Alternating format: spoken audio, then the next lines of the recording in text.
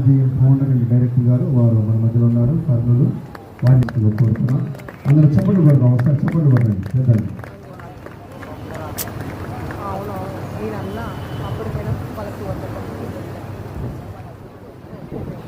ఆ రీతిగానే మన మధ్యలో ఉన్నటువంటి పాఠశాలతో ఉన్నారు. ఆమోసు గ్రంథము 3వ అధ్యాయము 3వ వచనం ఒకసారి చదువుదామా? చదవగలిగిన వారికి సాయం చేయండి. ఆమోసు గ్రంథము 3వ అధ్యాయము 3వ వచనం. అక్కడ ఒక లైన్ లో మాట కనపడుతుంది ఏంటంటే, సమ్మతింపకుండా ఇద్దరు కూడి నడుతురా. దేవునికి స్తోత్రం, హల్లెలూయా. పిల్లరా, మనం ఈ మాటను మనం జాగ్రత్తగా గమనిస్తే, సమ్మతి ఎవరికి కావాలి చెప్పాలి? ఏమండి, ఎవరికి కావాలి సమ్మతి? ఇద్దరు వ్యక్తుల మధ్యలో సమ్మతి అవసరం, సమాధానం అవసరం, సంతోషం అవసరం. అయితే ఇక్కడ ఆమోసు గ్రంథంలో చెప్పబడిన మాట ఏమిటంటే, సమ్మతింపకుండా ఇద్దరు కూడి నడుతురా. నడవలేరు కదా? నడవగలుగుతారా? ఇద్దరు శత్రువులు నడవగలుగుతారా చెప్పాలి? ఇద్దరు శత్రువులు సమ్మతించి నడవగలుగుతారా? నడవలేరు కదా. మరి ఎవరు నడవగలుగుతారు? సమ్మతించబడిన వారు మాత్రమే నడవగలుగుతారు. అయితే ఈ దినం నేను చెప్పాల్సిన విషయం ఏంటంటే, పిల్లరా, ఈరోజు ఇద్దరు యవ్వన బిడ్డలు మన మధ్యలో వివాహం చేసుకోవాలని వచ్చారు. వారి ఇద్దరి మధ్యలో ఉండాల్సిన విషయం ఏంటంటే సమ్మతి. వారి ఇద్దరి మధ్యలో సమ్మతి లేకపోతే వారి జీవితాంతము కొనసాగలేదు. అవునా కాదా? ఏమంటారు రాజరత్నం గారు, మేరీ గారు? సమ్మతి ఉండాలి లేదు ఇద్దరి మధ్యలో? మీ ఇద్దరి మధ్యలో ఏముండాలంటే సమ్మతి ఉండాలి.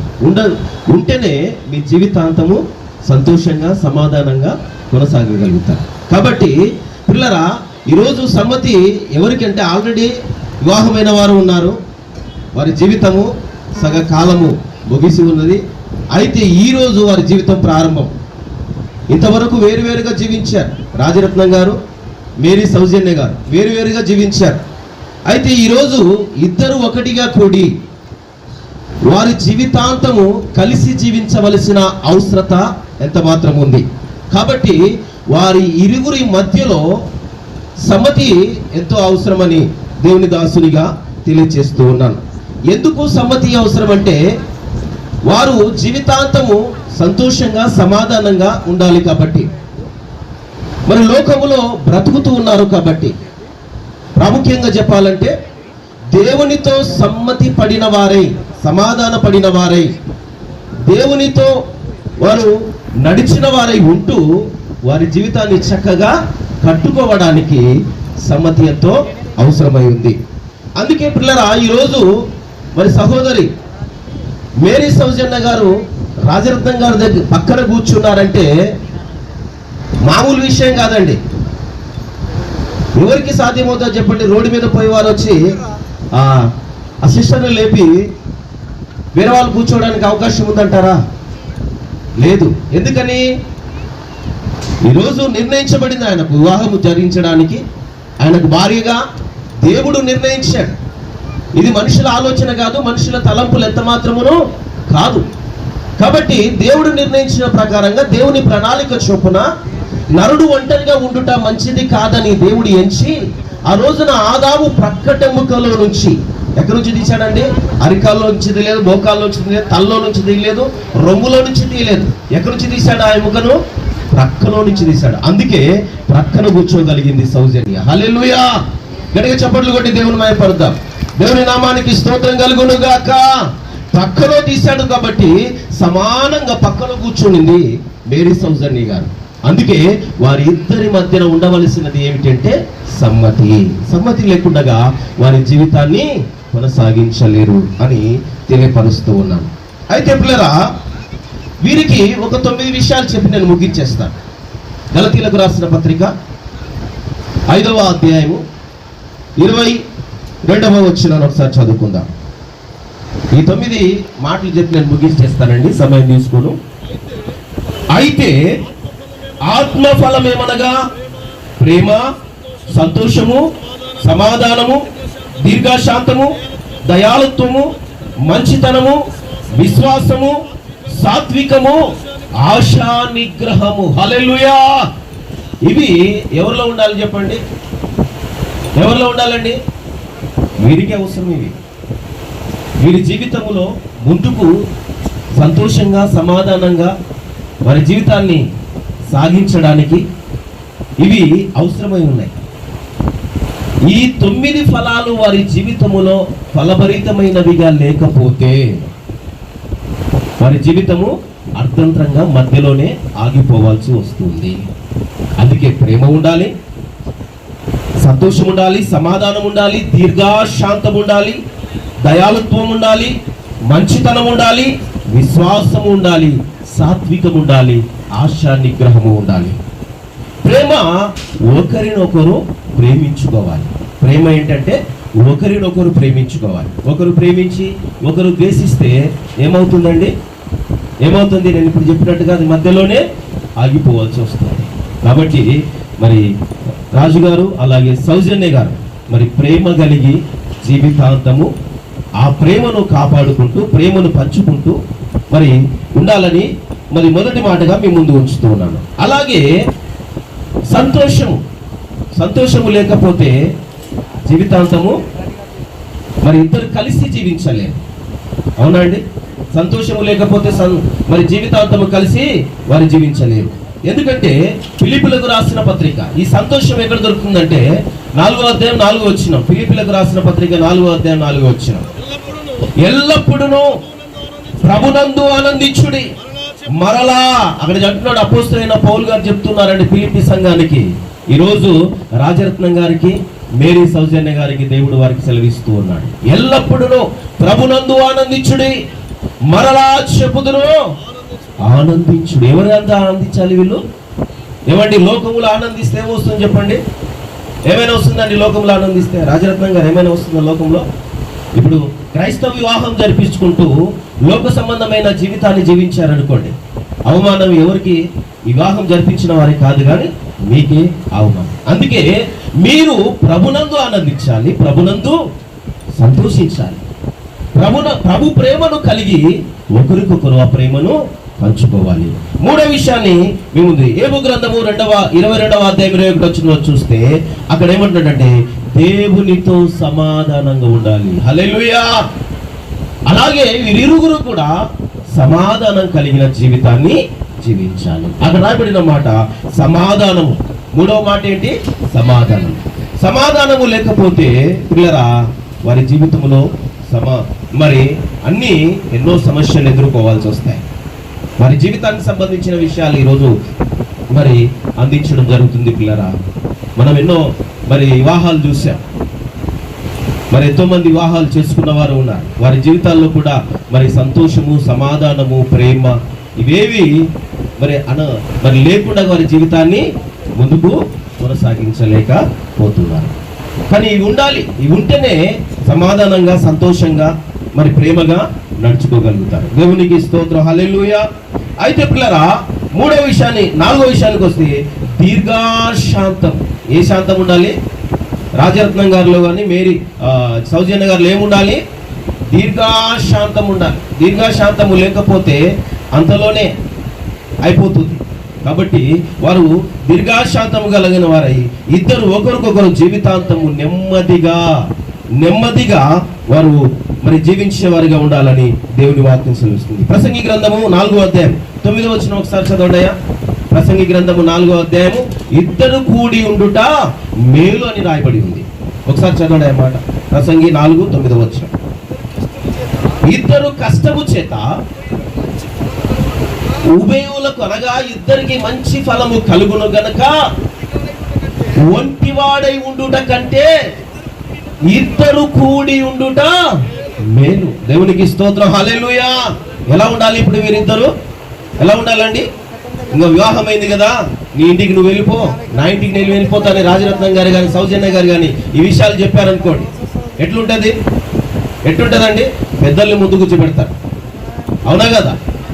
వివాహము మరి మాట్లాడిన పెద్దలు ముందు కూర్చోబెట్టి ఏంటయ్యా మరి అమ్మాయిలో అబ్బాయిలో ఇలాంటి విషయాలు మీరు చూడలేదా, ఏంటి ఇలా జరిగింది అని అంటారు. అందుకే పిల్లరా మరి మీరిద్దరూ మరి కూడి ఉండాలి, సమాధానంగా ఉండాలి, ప్రేమగా ఉండాలి, దీర్ఘశాంతం కలిగిన వారై ఉండాలి.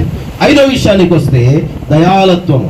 ఒకరికి కష్టం వచ్చినప్పుడు మరొకరు కనికరమును లేదా జాలిని చూపాలి.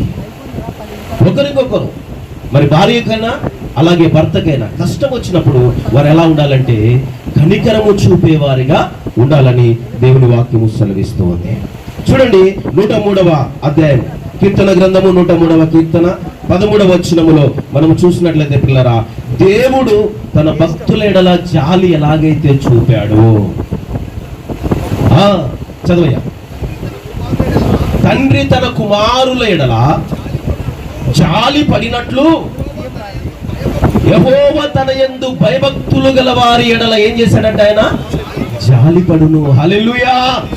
ఇప్పుడు జాలి పడాల్సింది దేవుని యందు భయభక్తులు కలిగిన వారు ఎలాగుంటారో అలాగే తండ్రి తన పిల్లల యందు ఎలాగైతే జాలి కనికరమును చూపిన వాడై ఉంటాడో అలాగే ఒకరికొకరు కష్టం వచ్చినా, బాధ వచ్చినా, ఇబ్బంది వచ్చినా, మరి ఇంకా ఏది కలిగినా వారిలో ఉండాల్సింది ఇంకో లక్షణం ఏంటంటే జాలి కనికరము చూపుకోవలసిన లక్షణం. ఒకవేళ సౌజన్య అనారోగ్యముతో పడిపోయింది అనుకోండి, అప్పుడు రాజరత్నం గారు ఏం చేయాలి? ఆమెకు ప్రేమగా ఆదరించి ఆమెకు సేవలు చేసి ఆమె ఆరోగ్యమయ్యేంత వరకు ఆమెను ఆదరిస్తూ మరి ఉండాలి. అలాగే రాజరత్నం గారికి అనారోగ్యము మరి వచ్చింది అనుకోండి, అలాగే సౌజన్యం కూడా ఆ రీతిగా చూసే బిడ్డగా ఉండాలని మరి తెలియపరుస్తూ ఉన్నాడు. అయితే మంచితనం, ఇద్దరిలో ఒకరికి బాధ కలిగినా, శ్రమ వచ్చి ఇబ్బంది కలిగినా వారు మరి సంతోషంగా ఉండేవారిగా ఉండాలి. మరొక విషయం విశ్వాసము, మరి నమ్మకము. విశ్వాసం అంటే ఏంటి? నమ్మకం. ఆ నమ్మకముతోనే ఈరోజు వారిద్దరూ పక్కన కూర్చున్నారు. నేను నా జీవితాన్ని రాజరత్నం గారితో జీవితాంతము మరి సంతోషంగా జీవించగలను అని ఒక నమ్మకముతో సౌజన్య తన పక్కన కూర్చోవడానికి సిద్ధపడింది. రాజరత్నం గారిని వివాహం చేసుకోవడానికి సౌజన్య గారు సిద్ధపడ్డారు. అలాగే రాజరత్నం గారు కూడా మరి తనతో నేను నమ్మకముగా మరి నా జీవితాన్ని మరి కొనసాగించగలను అనే ఒక నమ్మకముతో మరి వివాహాన్ని తనతో జరిగించుకోవడానికి ఒప్పుకున్నాడు. అలాగే పిల్లరా, సాత్వికము, నేను ముగించేస్తున్నాను. సాత్వికము అంటే స్వచ్ఛమైన పవిత్రమైన మరి మనసుతో కలిసి వారి జీవితాన్ని కొనసాగించాలి.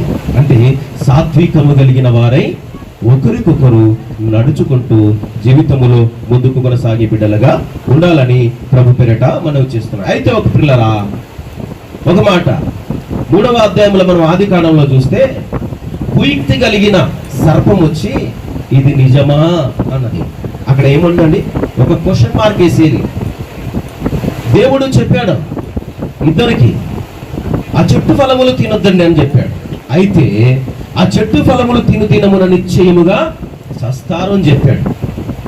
కానీ ఇక్కడ అబద్ధము కలిగిన మాటల చేత కుయుక్తి కలిగిన ఆది సర్పము ఏం చేసిందంటే మోసపూరితమైన మాటల చేత తన హృదయము నింపుకొని వచ్చి అవ దగ్గర మోసముతో మాట్లాడుతున్న మాట ఏంటి తెలుసా? ఇది నిజమా, ఇది నిజమా అనేది. అలాగే రాజరత్నం గారి దగ్గరికి వచ్చిన, అలాగే సౌజన్య గారి దగ్గర ఈ లోకంలో కుయుక్తి కలిగిన ఆది సర్పాలు ఎన్నో ఉన్నాయి. కుయుక్తి కలిగిన ఆది సర్పాలు ఎన్నో ఉన్నాయి. ఒకరు లేనప్పుడు ఒకరి దగ్గరకు వచ్చి ఎన్నో విషయాలు మరి చెప్పినప్పుడు ఆ మాటలను నమ్మకూడదు. నమ్మారనుకోండి ఏమవుతుంది? మోసపోయి నమ్మకాన్ని కోల్పోవాల్సి వస్తుంది, జీవితాన్ని పతనం చేసుకోవాల్సి వస్తుంది. అందుకే పిల్లరా, ఒకరికొకరు లోబడి జీవించాలి, ఒకరినొకరు ప్రేమించుకోవాలి, అలాగే ఒకరినొకరు ఆదరించుకోవాలి. దీర్ఘశాంతం కలిగిన వారే, మంచితనం కలిగిన వారే, దయాళత్వము కలిగిన వారే, విశ్వాసం కలిగిన వారే, దేవుని యందు మరి విశ్వాసముతో ముందుకు కొనసాగి బిడ్డలుగా ఉండాలని దేవుని మాటల ద్వారా మరి తెలియజేస్తున్నాను. చివరిగా ఒక వచనం చదువుతాను. చివరిగా ఒక వచనం ఎఫెసీయులకు రాసిన పత్రిక 5వ అధ్యాయం 22వ వచనాన్ని ఒకసారి చదవండి. ఎఫెసీయులకు రాసిన పత్రిక ఆ పైన చదవయ్యా. ఆ పైన ఉంటుంది చూడండి. చాలా ఏముందండి అక్కడ? క్రీస్తునందలి భయముతో ఎలా ఉండాలంట? ఒకరినొకరు లోబడి ఉండుడి. ఇప్పుడు ఎవరు లోబడి ఉండాలి చెప్పండి? ఇద్దరు రాజరత్నం గారు కావచ్చు, సౌజన్య, ఇద్దరు ఒకరికొకరు లోబడాలి, ఒకరికొకరు ప్రేమించుకోవాలి. ఏదైనా కోపం వచ్చింది అనుకోండి, రాజరత్నం గారికి కోపం వచ్చింది అనుకోండి, సౌజన్య గారికి కాస్త తగ్గాలి. సౌజన్య గారికి కాస్త కోపం వచ్చింది అనుకోండి, మనోడు రాజరత్నం బయటికి వెళ్ళిపోయి రహస్యంగా బహుమానం తీసుకొచ్చి ఆమె చేతికిచ్చి సంతోషము పరచాలి. వాక్యం ఉంది పిల్లరా. కాబట్టి ప్రియ సహోదరి సహోదరుడా, ఈరోజు వాక్యం విన్నా, మరి మీరు ఎన్నో వాక్యాలు విన్నారు, కానీ ఈ సందేశము రాజరత్నం గారికి, సౌజన్య గారికి, మరి ఈ మాటల ద్వారా మీ జీవితాన్ని, మరి మీ హృదయములను ఈ మాటలు నింపుకొని మీ జీవితాన్ని సంతోషంగా సమాధానంగా ప్రభునందు మీరు కొనసాగించాలని తెలియజేస్తూ ఈ అవకాశం ఇచ్చిన అధ్యక్షుల వారికి మరి వందనాలు తెలియజేసుకుంటూ నేను ఈ మాటలు ముగిస్తున్నాను. Thank you sir. Thank you sir. అందరు చప్పట్లు కొడదాం ఒకసారి దైవజనులకి. అందరు చప్పట్లు కొట్టాలి, గట్టి కొట్టాలి. మీకు ఆసక్తికి లేనట్టుంది. Praise the Lord. సంధ్యారాగము చూపటుచు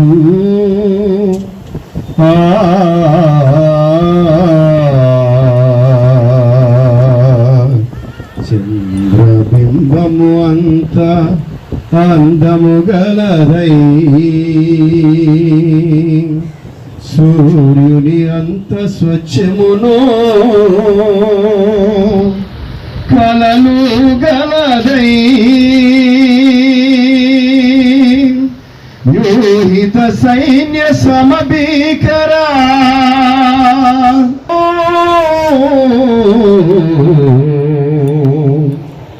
ఈమె ఎవరు?